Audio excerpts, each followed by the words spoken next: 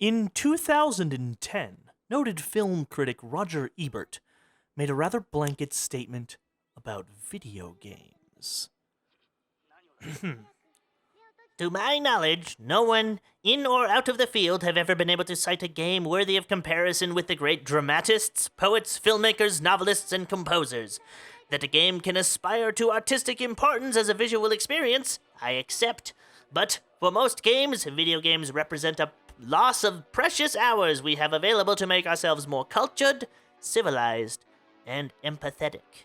See, I imagine that's what he sounds like. I'm not 100% sure, though, because I don't watch film criticism because I don't think film is art. This statement proved to be incredibly controversial, as it lit fires across the internet far and wide. But Mr. Ebert, I must challenge your statement. I must challenge your idea that video games are in fact not art. For art is a true expression of one's self, of one's inner desires, painted upon a canvas and shown to the world. Though games like Gone Home, Life is Strange, The Passage, and Inside are just corporate products put out for profit and nothing more, there are, in fact, beautiful pieces of artwork that exist within our medium. Beautiful and magical and incredible, inspiring and moving, filled with themes that may open your mind to the world around you. I do not speak of the interlinked poeticisms that are the machismo of Gears of War, or the disgustingly intense message of violence that exists within the confines of Call of Duty. No, I seek greater art, deeper art, art that moves the very soul. I speak to you today of the dulcet digital dialects that are deep space waifu. This beautiful piece of work is provided by an indie development studio called Neko Climax Games. Neko being Japanese for cat, and Climax being Japanese for climax. This studio has provided us quite the interesting work to examine. Let's take a look into its themes. To begin with, you are cast in the role of Bear, a bear who rides a motorcycle, giving us clear indication that the hero of our story will not be man, but will be nature itself, but not without man's help. Bear shall embark upon an adventure to find his soulmate, the woman of his dreams, and he will do so through means of an app.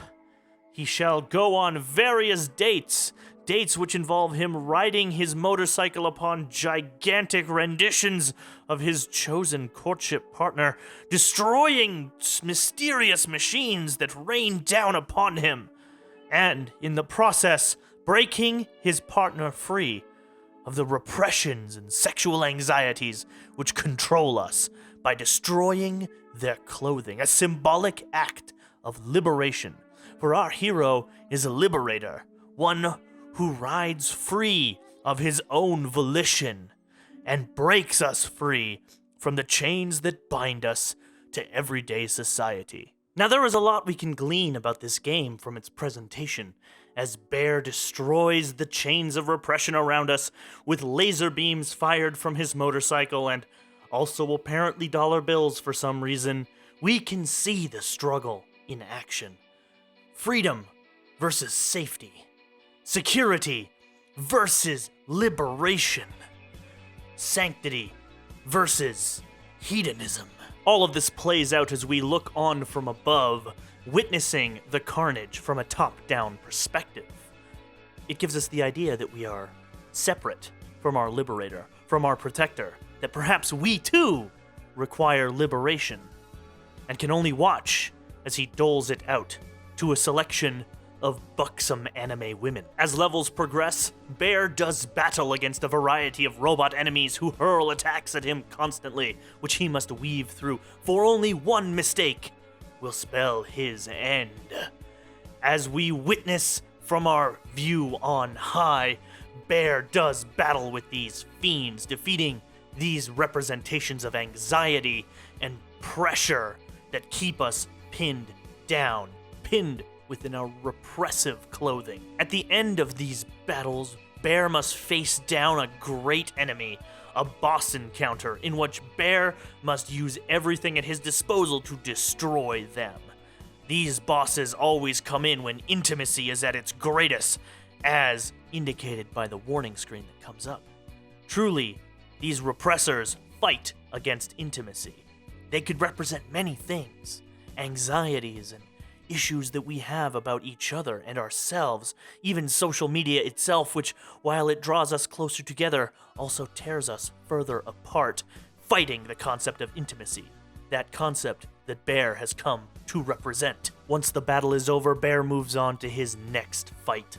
For him, the battle is never truly at an end. Indeed, he must continue to fight against those repressions, both internal anxiety and external threat, until we are all finally free to embrace not just Bear, but one another. But gaming is an interactive medium, and therefore, we cannot merely observe it as a singular narrative. No, we must go beyond that and see what the game's systems seek to tell us. Deep Space Waifu has a very specific system that informs us of its true themes. One-handed mode. With merely the operation of a mouse, Deep Space Waifu allows us to play its game, leaving one other hand free to operate word processors or Excel spreadsheets. For Deep Space Waifu knows that our time is at a premium and that entertainment must often be tinged with obligation. Obligations. Like articles of clothing we must wear on ourselves, for fear of social rejection. And here we have it! Here we have the heart of Deep Space Waifu's core message. We are trapped within the clothing of modern society. Just as Bear is a hybridization of nature and machine, we too must reconnect with nature through the means of machines to find, at our core, who we are, and liberate ourselves from obligations that take us away from what we truly want. Deep Space Waifu is a rejection of society, a rejection of the repressive forces that keep us bound within our social place. It destroys clothing so that we may shed the clothing of our obligations. Though both internalized and external anxieties may come to stop us, flying in like so many enemies, firing their constant piercing bullets right at us, with the knowledge that one mistake may spell our doom, we must still persist. We must fight against the social order and reclaim our freedom from it. And in that, it seems that Neko Climax Studios has a lot to tell us. So whenever anybody tells you that games aren't art, that video games are just toys, now you know. You know better. You can tell them how wrong they are. You can show them Deep Space Waifu and say, see, video games are art. Either that or it's just a shitty porn game. I haven't decided yet. Thank you very much for watching this video, a video in which, for the first time in a long time, I actually kind of hated making. My god, playing the game involved with this was actual physical torture. But thank you very much for watching. I hope that you got the joke. If you didn't, then happy April Fool's Day. Have a great one and all that. Thank you very much.